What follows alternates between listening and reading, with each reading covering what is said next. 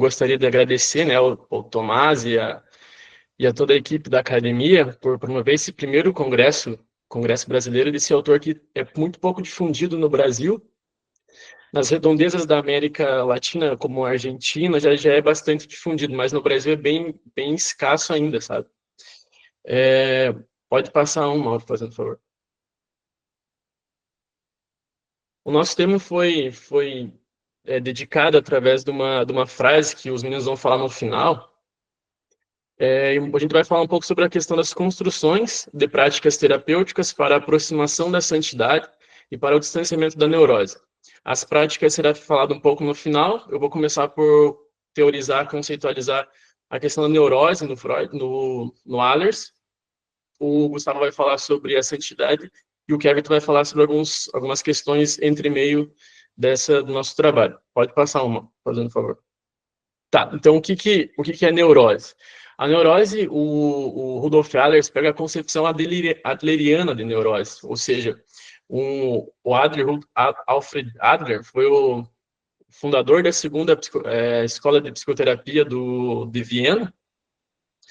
A primeira foi, obviamente, do Sigmund Freud, e a terceira começou-se com Rudolf Allers e consolidou-se com o Viktor Frankl, né? Então, de modo geral, para o Allers, o que é a neurose? É um conflito metafísico, ou seja, além do nosso físico, um conflito pode ser de origem mental, né? Ele começa falando como um conflito metafísico, posteriormente como um conflito ôntico, como da questão ôntica, ontologia. Ontos, ou ons, significa o ser, o ente. Logos significa o estudo dedicado, um discurso especializado, né? Pode passar, Mauro, fazendo um favor. A gente vai usar uma citação do próprio Allers aqui, do livro Psicologia do Caráter. A neurose se origina da exaltação da tensão que existe em todo homem entre a vontade de poder e a possibilidade de poder. Ou seja, esse aumento de uma tensão que existe entre a vontade de poder e a possibilidade de poder. A questão da vontade de poder vou falar mais daqui a pouco, tá? De modo geral, em outras palavras, ela é um resultado imediato da situação essencialmente humana que se baseia na natureza decaída. Ou seja, o Rudolf Allers, declaradamente como um psiquiatra católico, ele pega a concepção do Gênesis, do Jardim do Éden, afirmando, assim como Santo Tomás e todos os outros santos doutores da igreja, afirmando que temos uma natureza decaída, né? Provamos, ou seja, a Eva pegou do fruto e a gente tornou-se decaído. Pode-se também dizer que ela é uma consequência da revolta da criatura contra a sua finitude e impotências naturais, transformada em doença e anormalidade. Pode passar mais um. Tá, o que seria essa vontade de poder, né? Essa vontade de poder, o Adler retira da concepção de Nietzsche de vontade de poder. Nietzsche, ao mergulhar, ao adentrar na filosofia de Arthur Schopenhauer, mais propriamente dito no livro O Mundo como a Vontade de Representação e Poder, O Mundo como Vontade de Representação, ele tira a concepção de vontade. Um livro propriamente dito sobre a vontade do poder, o Nietzsche não tem, mas ele começa a falar na Gaia Ciência e no Assim Falou Zaratustra. O Nietzsche, consequentemente, morre em 1900 e em 1901 a irmã de Nietzsche constrói o livro sobre a vontade do poder. Então, se vocês pesquisarem no Google, tem uma questão da vontade de poder, mas não foi escrito por ele. São algumas anotações dele que a sua irmã Elizabeth consolidou isso num livro, né? Então, o que seria essa vontade de poder? É uma tendência para o infinito, uma disposição primeira do ser humano, ou seja, ela é uma tendência primeira, mas diferente do impulso. O Allers faz essa distinção na página 94 e aproximadamente a página 100, entre a 94 e a 100, ele faz distinção entre o impulso, que seria uma coisa meio anímica, questão dos animais, e a vontade de poder que é própria do ser humano. Aquele ser dotado de potências intelectivas, né? É uma potência primeira do ser humano, aquilo que dá como se fosse a vida do ser humano, e para entrar essa vontade, a vontade na matéria, a vontade de poder na matéria, ela é através do domínio, ou seja, para mim eu tenho a vontade de poder de pegar num celular, por exemplo, o meu celular, então através da relação que eu tenho com o celular, através do domínio, pegá-lo. Pode passar mais um, fazendo favor, mano. Essa vontade de poder, segundo Allers, é uma concepção allersiana, ou alleriana, poderíamos dizer, ela possui limites. Dentro da ordem moral da sociedade, ela possui limites. Elas são dadas pela concorrência da vontade de poder dos outros homens, ou seja, eu tenho uma vontade de poder, os meus colegas, todos nós temos uma vontade de poder. Então, todas as vontades de poderes, digamos dizer, entram em conflito uma entre as outras. Pela resistência da natureza inanimada, ou seja, aqueles seres que não têm alma, aí entra toda a concepção de alma e começa com Aristóteles, no Tratado de Ânima, e aí posteriormente pega o Santo Tomás e consolida tudo isso e produz as potências da alma, né? E, pelas leis contidas nos costumes e tradições, no direito e na economia, ou seja, é tudo que está de ordem moral e ética na sociedade, né? Pode passar mais uma. Aqui eu trouxe uma súmula paulina do apóstolo Paulo, na primeira carta aos Coríntios, que acho que dá para a gente conseguir relacionar bem essa questão do vontade de poder e a possibilidade de poder.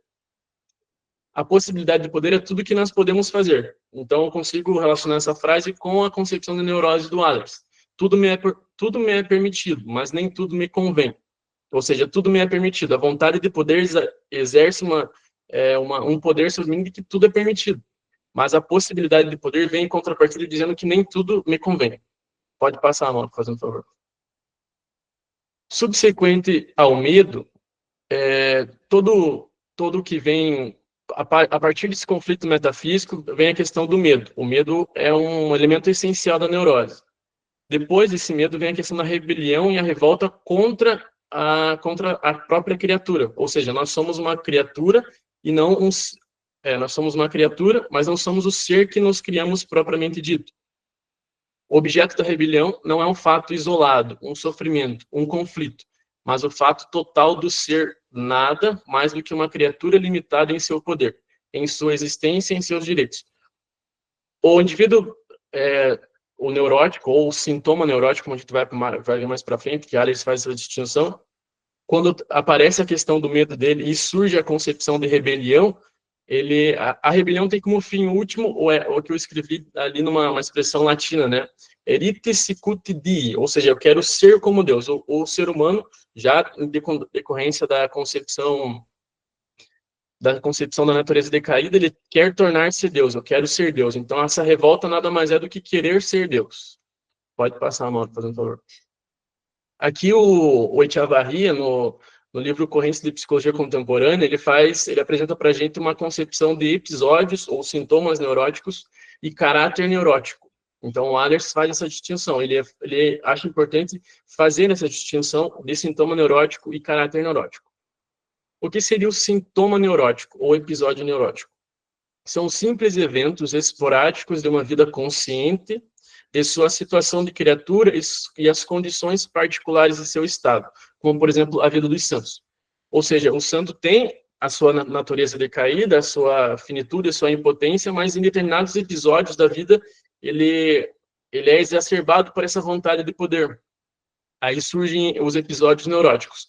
Em contrapartida a esse episódio neurótico vem a santidade, que mais posteriormente o Gustavo vai falar, que entra em dissonância com o caráter do episódio neurótico.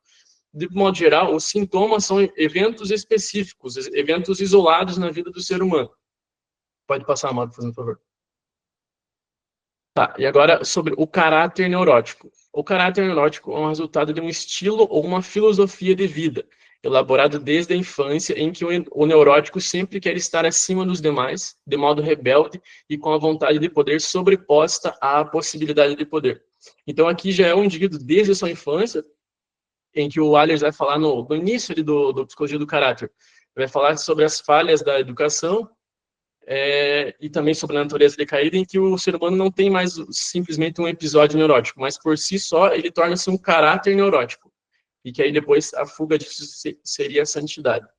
Pode passar mais uma, fazendo favor. O Allers fala que não há predisposições para neurose, ou seja, todo homem é, por assim dizer, capaz de neurose. Assim como os santos são capazes de eventos específicos de neurose, e o caráter neurótico também é capaz de neurose. Devido à nossa natureza caída, nossa finitude e nossa impotência, todos somos capazes de neurose. Não quer dizer que todo mundo vai ter a neurose, como um caráter neurótico, mas nós podemos ter eventos específicos na vida de caráter de episódios neuróticos.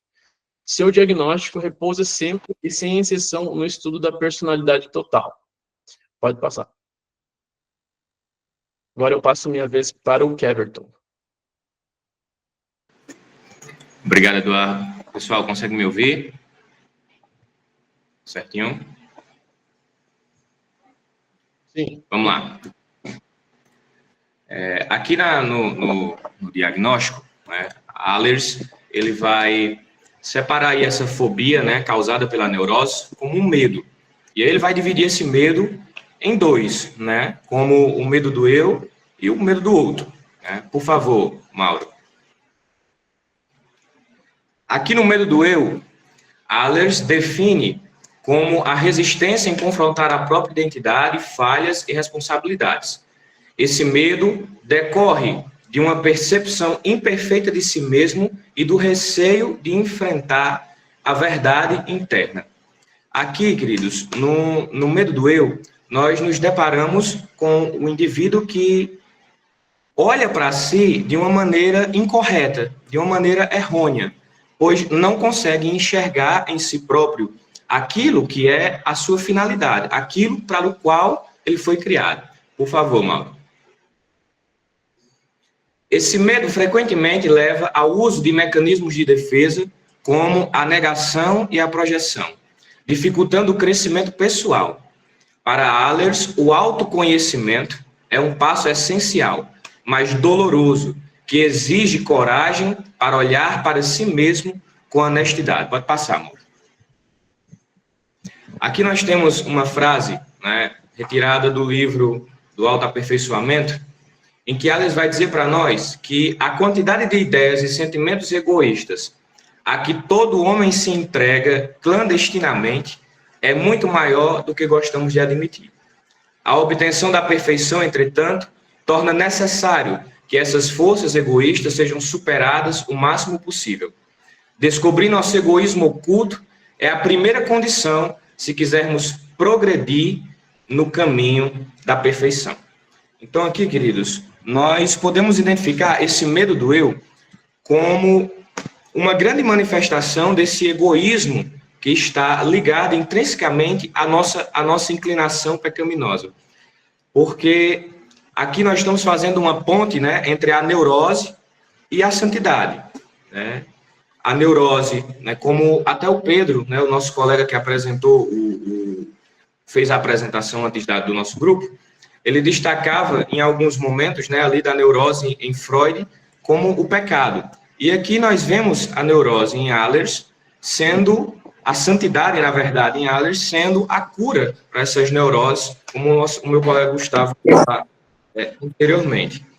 E aí, quando nós nos deparamos com esse egoísmo que há em nós acabamos usando desses mecanismos de defesa para não, muitas vezes, reconhecer, né, aquilo que nós realmente somos. Fazer, como a gente chama, né, na nossa prática cotidiana do catolicismo, aquele exame de consciência. Né? Então, a gente acaba sendo doloroso para nós, esse tipo de coisa, porque esse egoísmo está intrinsecamente ligado em nós.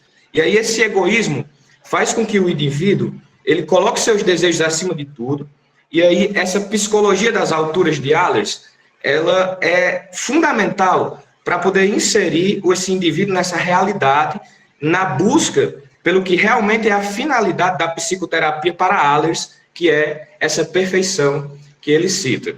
Então, a psicologia de Ehlers, ela nos eleva aquilo que nós somos criados para ser. Pode passar, Mauro, por favor, que é o que nós vamos ver agora. O medo do eu, ele é agravado.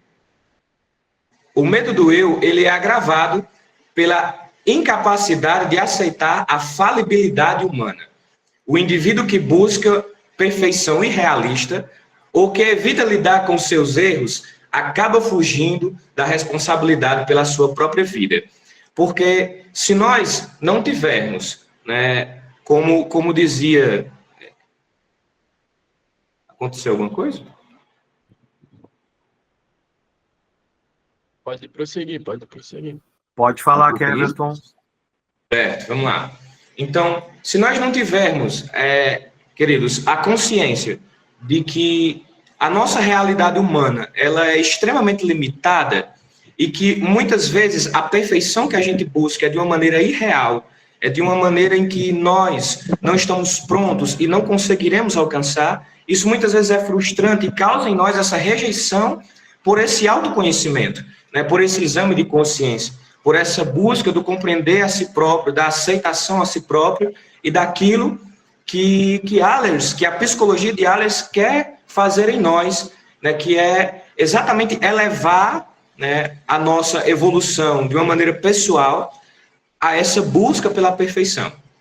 Para Allers, perfeição significa a atualização ou tornar-se realmente existente de todas as qualidades originalmente apenas potenciais no indivíduo.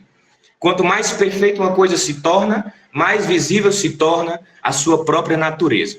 Pode passar, Mauro, por favor. Nós vamos ver agora aqui que, como no slide anterior, que falava a respeito de que dessa realidade existente, dessas qualidades que são originalmente apenas potenciais em cada um de nós, nós vamos ver agora que o medo ele faz com que o indivíduo tente anular as suas potências. E aqui eu faço uma citação voltada ao Evangelho de Mateus, né, que é o Evangelho da passagem dos talentos, né, onde o operário guarda os talentos, né, que o seu chefe dá para ele, e aí esses talentos eles não são usados, eles não são multiplicados, eles não são difundidos. E esses, por sua vez, são a finalidade da criação humana. E aí, Allers nos eleva a isso, a ser aquilo que nós fomos criados para ser, a fazer aquilo que nós fomos feitos para fazer. E aí eu faço aqui uma citação do prólogo do Catecismo da Igreja Católica. Deus, infinitamente perfeito e bem-aventurado em si mesmo, em um desígnio de pura bondade, criou livremente o homem para fazê-lo participar de sua vida bem-aventurada. Então aqui eu posso falar para vocês a respeito desse senso de eternidade, de que nós fomos criados para algo maior, de que nós fomos criados para algo que muitas vezes nós nem compreendemos, e essa não compreensão faz com que muitas vezes a gente rejeite essa realidade de que nós fomos criados para algo que vai além, muitas vezes, da nossa própria compreensão. Porque é isso que essa psicologia das alturas que Allers apresenta para nós de maneira maravilhosa, de maneira que agrega muito à nossa vida. O livro do autoaperfeiçoamento eleva realmente a gente, quem fez a leitura, a um patamar de evolução, né, humana, pessoal, espiritual, que faz com que nós verdadeiramente se tornemos pessoas melhores. Então, aqui, eu termino aqui essa parte do medo do eu. Pode passar, Mauro, por favor. Com essa citação, né, lá do nosso manual do aluno, da matéria de Rudolf Allers, que o nosso professor Tomás deixou. O que o homem não é negociável para Allers. Normalidade, santidade e maturidade não são conceitos negociáveis para o nosso autor, porque tudo isso está inserido nessa psicologia das alturas que Allers apresenta para nós, e que muitas vezes esse medo do eu, do não conseguir olhar para dentro de nós mesmos, fazer esse exame de consciência, refletir, meditar, né, como foi sugerido pelo colega que apresentou o trabalho antes de nós, faz com que muitas vezes a gente não consiga viver uma vida normal, né? E aí Chesterton dizia para nós que não há nada mais magnífico do que um homem normal, com sua esposa normal e seus filhos normais. Nada mais magnífico do que a normalidade, do que a santidade e do que a maturidade que essa psicologia das alturas de Allers nos leva a refletir. Vamos lá, Mauro. E agora nós entramos no medo do outro. O medo do outro, por sua vez, refere-se ao temor da vulnerabilidade e do julgamento nas relações interpessoais. Para Allers, o ser humano, como um ser social, não pode evitar a interação com o outro, mas essa interação traz o risco de exposição. Esse medo pode levar à adoção de máscaras sociais, isolamento ou comportamentos defensivos. Porque, vejam só, queridos, se nós mesmos não conseguirmos olhar, como a gente viu no medo do eu, se nós mesmos não conseguirmos olhar para dentro de nós, sem que a gente sofra, sem que isso cause em nós essa neurose, esse medo, essa fobia, como é que nós vamos conseguir ter boas relações interpessoais, ter boa relação com as outras pessoas, com o outro aqui, na situação em que Allers nos expõe, se nem nós mesmos conseguimos olhar para dentro de nós? Então, o risco de se expor, o risco de estar vulnerável a outro, faz com que nós, muitas vezes, não nos abramos a essas relações interpessoais, que a vida em sociedade a qual nós estamos inseridos não é inevitável. Por favor, Mauro. Allers argumenta que o verdadeiro desenvolvimento humano, ele só ocorre quando aceitamos que o outro é tanto uma oportunidade quanto um desafio. Reconhecer essa dinâmica implica superar a necessidade de controle e a preocupação excessiva com a opinião alheia. Quando a gente estava estudando, eu e os meus colegas de grupo, surgiu um debate a respeito de um caso, a respeito de timidez extrema. O Mauro está confirmando aí, que ele está lembrando, que nós tivemos esse debate. E aí, essa timidez extrema que Freud poderia explicar como a rejeição que ocorreu, talvez na gravidez, ou talvez ali nos primeiros anos da infância, e que acabou acarretando essa timidez por esse medo da rejeição. E aí, esse medo da rejeição, ele é derivado também dessa não aceitação própria do eu, como nós vamos ver agora. Por favor, Mauro. Aqui, essa citação retirada do livro também, do Autoaperfeiçoamento de Allers, que diz que muitas das dificuldades, talvez a maioria delas, que causam intenso sofrimento e muitos transtornos, surgem, como já foi demonstrado, na vida social e em relação ao trabalho. As atitudes que causam essas dificuldades têm pouco a ver com o aspecto imediato das conexões sociais ou das condições de trabalho. Suas fontes brotam das profundezas da personalidade. Então, vejam só, que eu falei no início a respeito do medo do outro, que o medo do outro, essa fobia, esse medo da socialização, da vulnerabilidade, do se expor a essas relações interpessoais, ele muito mais fala a respeito da nossa própria personalidade, do eu, do que da própria vivência social e da própria relação com o outro. Isso são reflexos da nossa própria personalidade, do não conseguir encarar, como foi citado no início, do não conseguir encarar o próprio eu, do não conseguir encarar a nossa própria personalidade, que é fruto de toda a nossa bagagem, de toda a nossa história, da nossa biografia, mas que muitas vezes é isso que está nos atrasando nesse desenvolvimento dessa psicologia das alturas, como dizia Allers. Aqui eu finalizo a minha contribuição, passo a palavra aí para o meu companheiro Gustavo. Estão conseguindo me ver bem, me ouvir bem? Tranquilo? Bom, agora a gente vai entrar em uma questão muito importante dentro dessa psicologia do nosso autor, que é a respeito da santidade. Pode passar, Mauro. Mas antes da gente conceituar, à luz do nosso autor, o que é santidade, qual o seu conceito, eu acho muito importante a gente voltar um pouquinho antes e entender, qual o propósito, qual é a finalidade da psicoterapia. E aqui tem uma frase, que foi retirada do guia de estudos, do manual do aluno, da academia, que nos ajuda a refletir sobre isso. Tudo o que existe tem uma finalidade, e isso é verdade. Um copo, um estojo, uma caneta, um caderno e também a psicoterapia. Dependendo de cada autor, essa finalidade ganha um tom diferente. Para Allers, a psicoterapia, a finalidade, o seu propósito é a santidade. Talvez algumas pessoas já tenham um pouco de familiaridade com essa palavra santidade, mas o que nós estamos tratando aqui é da psicologia do nosso autor, daquilo que ele viveu e daquilo que ele defendeu em toda a sua vida. Então, a finalidade, o propósito da psicoterapia para o nosso autor é a santidade, independentemente da abordagem ali que você mais gosta, porque, na verdade, a abordagem vai servir como meio para que se alcance o fim, para que se alcance o propósito, a finalidade, que é a santidade. Pode passar, Mauro. Pronto. Agora a gente vai conceituar, à luz do nosso autor, o que é a santidade. Santidade é a gente conseguir atingir o estado de vida para o qual fomos feitos. É a gente conseguir alcançar a nossa melhor forma. Estão lembrados no slide anterior, onde estava escrito, né, que tudo que existe tem um porquê de existir, tem uma finalidade, tem um propósito. Uma caneta, um estojo, um caderno. E nós também, seres humanos, temos um porquê da nossa existência. E devemos aspirar, almejar cada vez mais a santidade.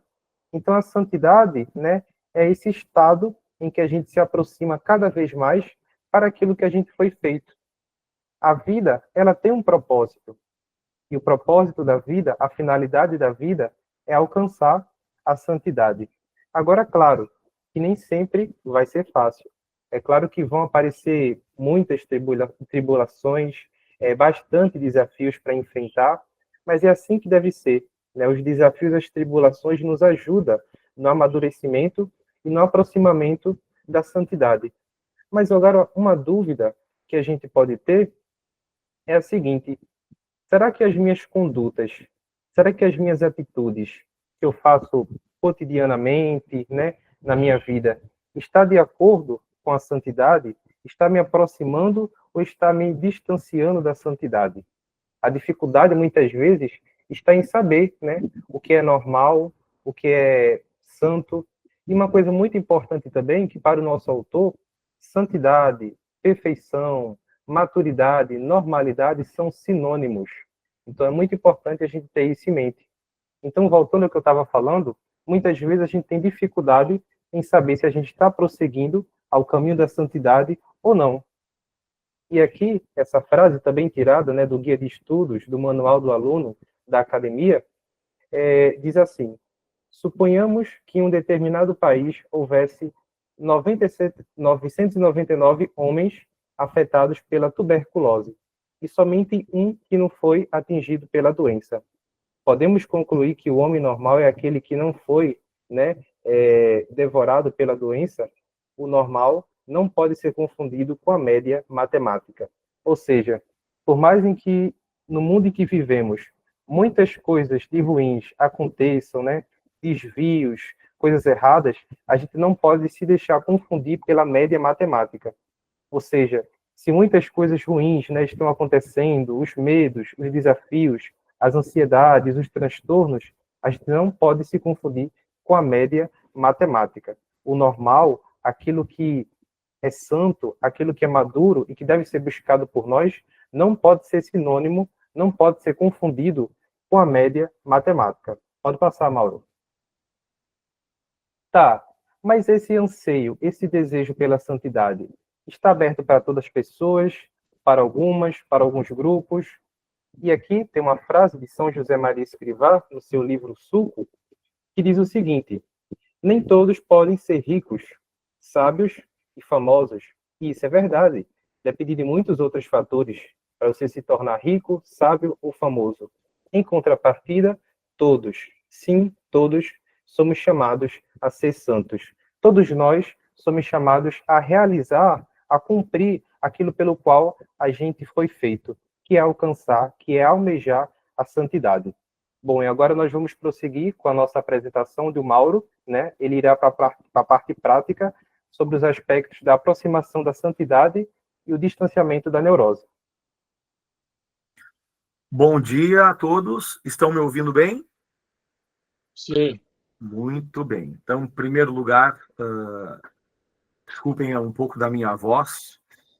Eu digo que ela é fruto de um sintoma neurótico, porque deveria ter descansado mais, mas a gente quer, muitas vezes, ir além da natureza, ir além dos nossos limites, e a minha voz um pouco rouca é fruto desse sintoma. Então, a gente vai trabalhar nesse momento agora, de modo prático. exercícios da santidade como cura da neurose. Bom, inicialmente, existe uma parábola criada por Allers, que para nós, de certo modo, ele não tem a ousadia de resumir, mas para mim é um fechamento de tudo aquilo que nós ouvimos enquanto psicologia das alturas, enquanto finalidade da vida. Então, me permitam a leitura, por favor. Quem sobe uma montanha deve saber que vai para o cume, mas não precisa olhar para o cume. Deve dirigir sua vista para o caminho, onde dará seus próximos passos. Se olhar constantemente para o cume, tropeçará nas pedras do caminho. Se fixar o olhar no alto, o cume parecerá sempre inatingível, longínquo, e não perceberá o caminho que percorreu. Quando alguém se julga capaz de subir a toda pressa pelas encostas, logo lhe faltará o fôlego, ou então imaginará de antemão que um tal trabalho não pode ser realizado. E como não se satisfaz, senão com o realizar máximo, desistirá da ascensão. São palavras do final da psicologia do caráter de Rudolf Allers. Nós sabemos que a nossa caminhada, nós sabemos que o nosso chamado e que a finalidade da vida é rumo à santidade, à normalidade. Porém, para que eu possa, de certo modo, olhar para o alto, eu preciso também olhar para dentro de mim, como o próprio Gustavo colocou, um passo de cada vez, sem ansiedade, sabendo que, no fundo, o que existe é o presente e o futuro é apenas uma esperança nossa. Mas precisamos, sim, olhar para o presente e a cada dia, né, basta os nossos compromissos, a cada dia o nosso passo. E ao olhar para baixo, não significa no sentido de Freud. Olhar para baixo, olhar para o caminho, é, sim, a busca do autoconhecimento. Mas o autoconhecimento do eu, pouco redundante, só é possível na relação e contato com o não eu. Então, para a gente poder buscar, sim, o autoconhecimento, a gente precisa estar a todo instante na relação, contato e aceitação do o não eu. O não eu não significa só o outro. O não eu não significa somente a sociedade. O não eu, segundo Allers, são os fatos irrevogáveis do ser e da legalidade do mundo, a inalienável condição da criatura, o predomínio da natureza e dos outros homens, o direito válido e as formas de vida e da cultura. E, por último, a onipresença e grandeza de Deus. Se eu quiser buscar o meu autoconhecimento, eu preciso aceitar a minha condição dentro de todo esse contexto do não eu. Eu sou menor que o não eu. Eu sou menor que a sociedade, eu sou menor que a minha condição de criatura, eu sou menor do que a minha condição de natureza, eu sou menor do que a grandeza e onipresença de Deus. O caráter neurótico significaria estar no jardim do Éden e querendo, de certo modo, deturpar o ensinamento de Deus. Se o ensinamento de Deus dentro do jardim do Éden significa que eu posso comer de todas as árvores, menos uma, essa é a regra, essa é a lei, essa é a cultura do céu, essa é a cultura de Deus. Eu não posso ficar criando, enfim, argumentos, estruturas, estratégias mentais para poder deturpar. Eu não posso comer de todas as árvores e ainda seguir no jardim do Éden. Então, isso é o caráter neurótico. A tentação de comer o fruto proibido, a tentação de comer, é o sintoma neurótico. O caráter é quando eu tento modificar a lei justamente por uma conivência própria, aceitar aquilo que não é aceitável. Então, eu preciso me colocar dentro dessa estrutura não como superior ao não eu, mas sim como inferior ao não eu. Eu sou finito, eu sou limitado, eu não sou um semideus, eu sou um ser humano. Eu sou um ser humano que precisa aceitar-me enquanto ser humano e aceitar-me enquanto menor que o não eu. A não aceitação do não eu é um dos traços fundamentais da neurose. E aí é interessante que o Keverton, ele estava falando do medo do eu e do medo do outro, né? Turma, o medo só vem se eu me revoltar e se eu me rebelar contra tudo isso. O próprio Allers, ele traz que o medo seria o primeiro sintoma desse caráter neurótico, e o segundo sintoma do caráter seria a revolta, a rebelião. Só tem medo quem luta contra o não eu. Só tem medo quem luta contra a onipresença de Deus. Só tem medo quem luta contra a sua própria natureza.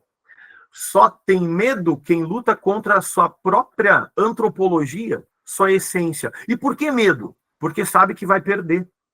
O Allers, ele traz isso. Por que a gente tem medo? Porque a gente quer lutar. Mas a gente sabe qual é o fim dessa luta. O final dessa luta é a derrota. O final da luta é o fracasso. Então a gente se propõe a lutar uma batalha que a gente sabe que a gente vai perder. Essa é a questão. Então, se eu aceito minha condição, eu deixo de lutar, eu deixo de ter medo, logo eu deixo de fugir. Porque a fuga é exatamente essa derrota, enfim, né? A gente foge do eu, a gente foge do não eu. Muito bem. O autoconhecimento do eu, de certo modo, e de certo modo não, né? Só será possível na relação em contato com o outro. E o outro, ele está dentro do não eu, perfeito? Por isso que eu trouxe o não eu primeiro, para agora sim trazer o outro, porque Allers entende que a nossa vida, ela se faz dentro da vida social, dentro do trabalho, dentro da sociedade.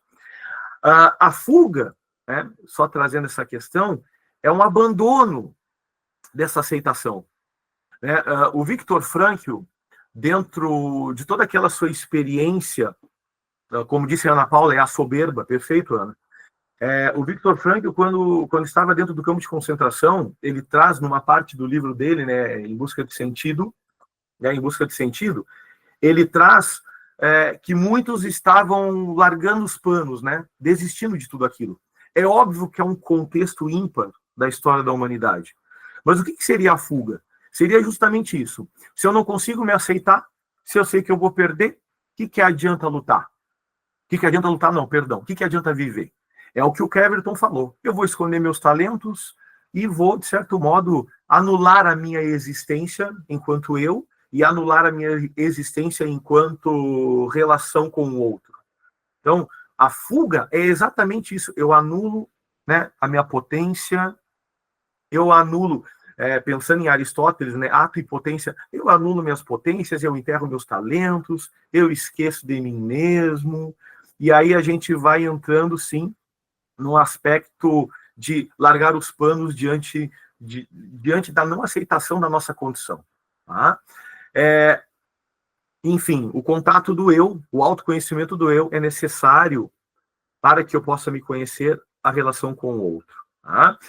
E Allers, ele traz uma frase sobre isso, que eu vou me perceber na medida em que eu me relaciono de modo harmonioso com a sociedade. Então, nas palavras de Allers, e como a vontade de poder só pode ser obtida pelo combate e pela submissão dos outros, porque eu não sou superior aos outros, a maior ou menor harmonia em que vivemos com os outros e a maior ou menor correspondência entre nós e eles servirão como um sinal importante para o reconhecimento da nossa atitude básica. Então, se eu vivo uma harmonia social, e Allers, ele traz bem, né? Viver em harmonia social não significa na harmonia viciosa. Harmonia viciosa é quando tu sabe que existe ali uma verdade sendo deturpada e tu, para não desarmonizar, tu não briga. Não é isso que Allers diz. Né? Então, eu preciso viver uma harmonia, ok? Mas é uma harmonia que faz uma vigília daquilo daquilo que são verdades absolutas para nós. Então eu preciso viver em harmonia. E caso eu perceba alguma deturpação da verdade, Eu não posso ser agressivo, eu não posso ser hostil, eu preciso de modo amoroso, de certo modo não, eu preciso ser amoroso nas minhas correções, né, e nas minhas denúncias, quando eu percebo que existem verdades sendo boa, temperança, né? Eu preciso ter um olhar amoroso quando eu percebo que há uma verdade que está sendo deturpada nas nossas vivências, nas nossas relações sociais, né? Então, é necessário o contato com o outro, é necessário a relação com o outro, e Gênesis traz, né, no início da escritura sagrada, não é bom que o homem esteja só. Não tem como buscar o autoconhecimento sem a relação com o outro, né? E diante de tudo isso que a gente ouviu, e eu estou preocupado, enfim, com o nosso sono, então, por favor, quem está acordado, acorda, né? Acredito que está todo mundo acordado nesse momento. Mas, para a gente poder entrar para as práticas, tem uma pergunta que nos provocou justamente para poder construir as práticas, né? Práticas em busca da santidade e práticas para nos distanciar da neurose.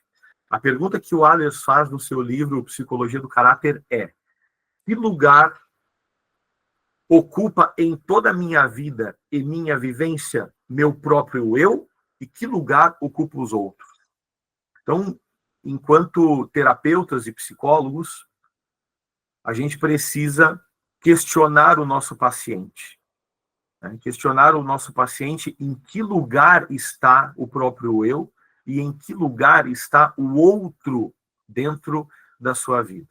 E o que a gente vai mostrar agora são ideias de práticas, né? E, enfim, para justamente colaborar com as nossas reflexões aqui.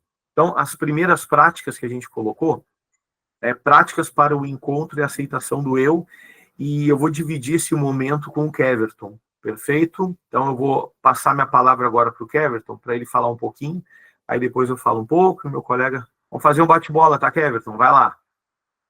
É isso aí, tamo junto, vamos lá.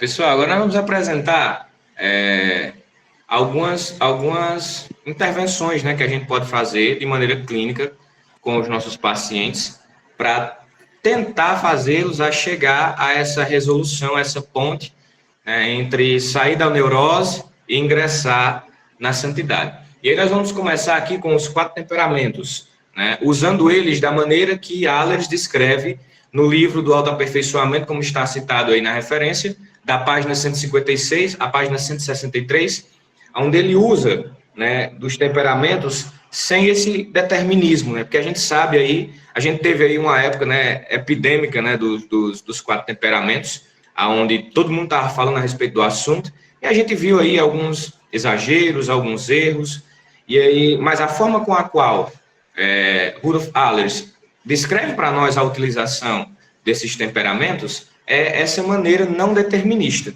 para que nós possamos usar ele como forma, né, como a gente viu aqui nas práticas, uma hora apresentando, de autoconhecimento, né? Realmente, a gente viu aí temperamento virando signo, né, virando um horóscopo. Não é isso que nós queremos. Não é isso que Allers está nos ensinando. Nós queremos usar os temperamentos como forma de autoconhecimento que é altamente válida, né? O próprio Allers aí, na página 156, vai dizer que a questão do temperamento e as chances de que ele seja alterado devem ser discutidas aqui com algum detalhe. Porque o temperamento é frequentemente utilizado como desculpa para não progredir no caminho da perfeição.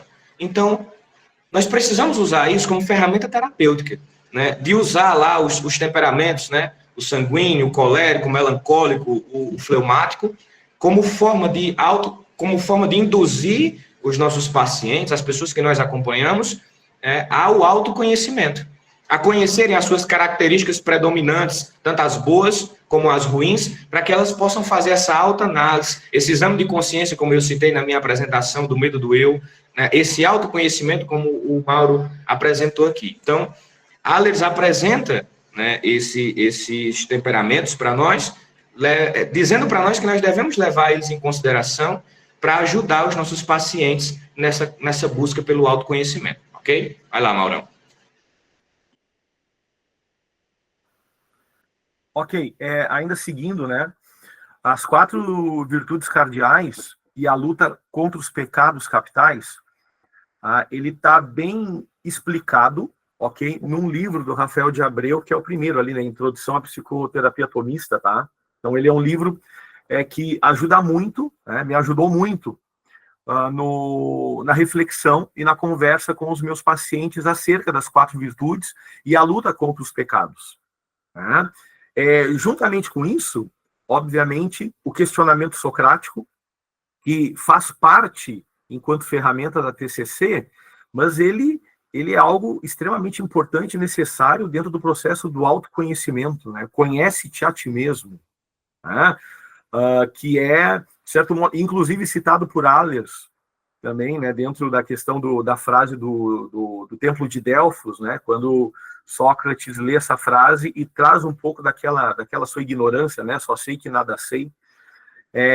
Eu botei Ética de Aristóteles aqui porque existe um padre que uma vez ele falou, e eu acho muito importante o que ele falou, que quando nós formos atender aquele que, enfim, que é ateu, né? Vamos pensar que, como diz o próprio Tomás, terapia não é aula de religião. Né? Terapia não é um processo de evangelização. Nós somos profissionais atendendo os pacientes. A Ética de Aristóteles, ele serve muito, obviamente, para aquele que não tem que não semeia uma espiritualidade, uma religiosidade. Então, boa, né, Priscila? Perfeito, Santo Agostinho traz também, né? Então, esse padre, ele diz, né, que o ateu fique com a Ética de Aristóteles. Então, a finalidade da vida para Aristóteles é a felicidade, e a felicidade se faz no equilíbrio das virtudes, a justa medida, né? O mediano entre o excesso e a falta. Então, trabalhar a ética aristotélica pode sim ser uma ferramenta, né?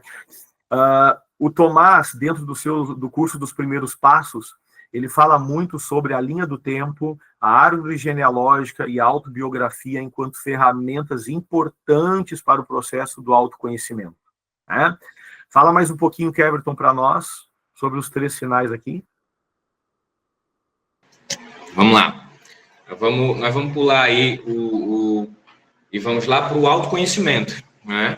O autoconhecimento, que foi aí também retirado do livro Autoaperfeiçoamento, aqui de Allers, né? Que aí Allers propõe como ferramenta de autoconhecimento enfrentar as nossas próprias falhas e aceitar-nos como a gente realmente é, né? Como nós realmente somos. Né? Voltando aí um pouco para a questão do temperamento, né? Nós temos características que são próprias de cada um de nós. Eu tenho as minhas características, o Mauro tem as dele, e cada um de nós tem as suas. Né? Alguns têm características parecidas uns com os outros, mas a realidade da vivência é pessoal de cada um. Então, esse autoconhecimento, enfrentar as nossas falhas, né? Aí a gente volta novamente lá para o exame de consciência. No final do dia, né, passou ali o dia, vou me sentar e vou fazer uma breve reflexão. Como foi meu dia de hoje? Né? Aonde foi que eu errei? O que é que eu posso aceitar, porque é uma realidade que eu não posso mudar, mas aonde é que eu posso melhorar? Enfrentar as nossas falhas, sem aquele medo do eu, né? Aqui já tratando aquele medo do eu que eu desenvolvi aqui com vocês. Porque nós precisamos lidar com esses nossos erros, lidar com aquilo que nós somos, para que a gente possa evoluir nesse autoconhecimento, tá bom?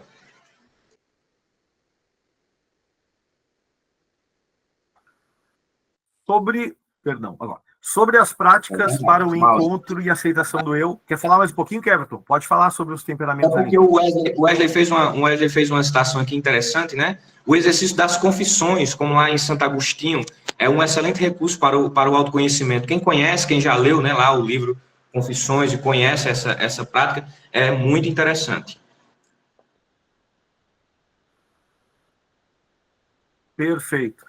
E, bom, indo para o final, né, do nosso trabalho, práticas para o encontro e aceitação do outro, né?